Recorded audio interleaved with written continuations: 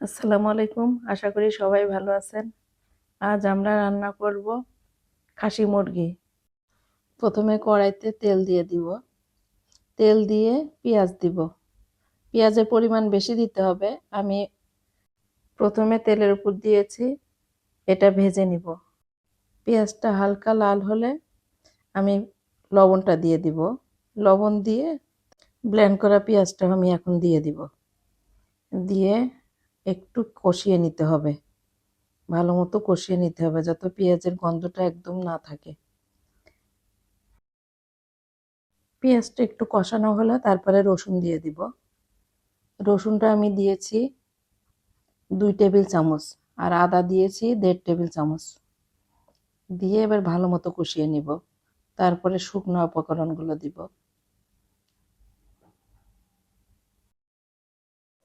এখন আমি দিয়ে দেব তেজপাতা, দারচিনি।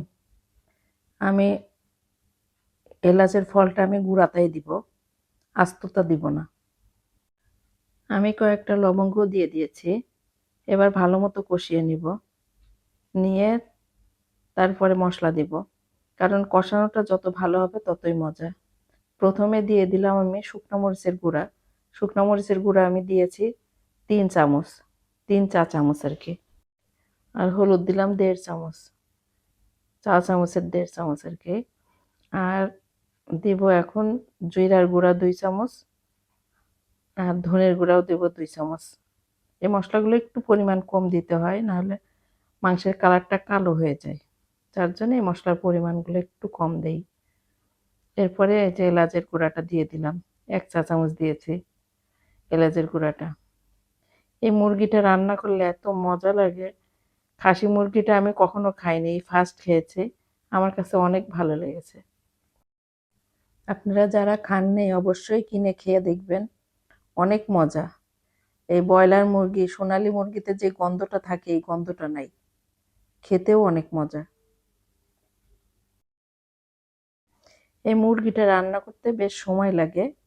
সময় লাগলেও খেতে মজা লাগে, তাতে পুষিয়ে যায়। কষ্টটা তখন কম লাগে।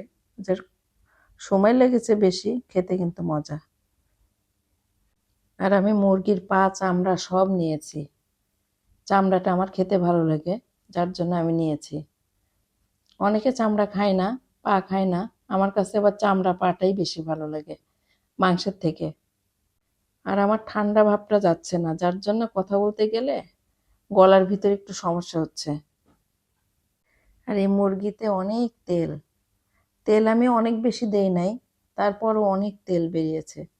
যেহেতু চামড়াতে তেল থাকে, এই মাংসেও অনেক তেল থাকে। পুরাই গরুর মাংস। আমি সহজে মুরগি খাই না, কিন্তু এই মুরগিটা কেন জানি আমার কাছেও ভালো লেগেছে, তাই আমি ভালোই খাইলাম। আর রুটি দিয়ে খেয়েছি। চালের রুটি দিয়ে খেতে এত মজা। তবে এটা কষাইতে কষাইতে এর অবস্থা খারাপ করে ফেলেছে। আমি অনেক বেশি কষিয়েছি, মানে কষাচ্ছি পানিটা শুকায় না। আমি কিন্তু পানি দেইনি, এর মুরগি থেকে পানি বেরিয়েছে।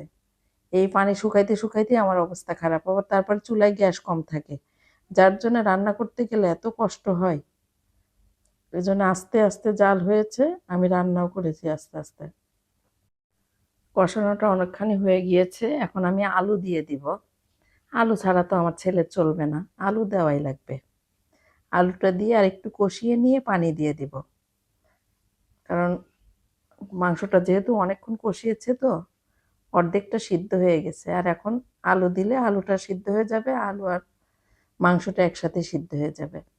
এই যে আমার রান্নাটা কমপ্লিট। আল্লাহ হাফেজ, সবাই ভালো থাকবেন।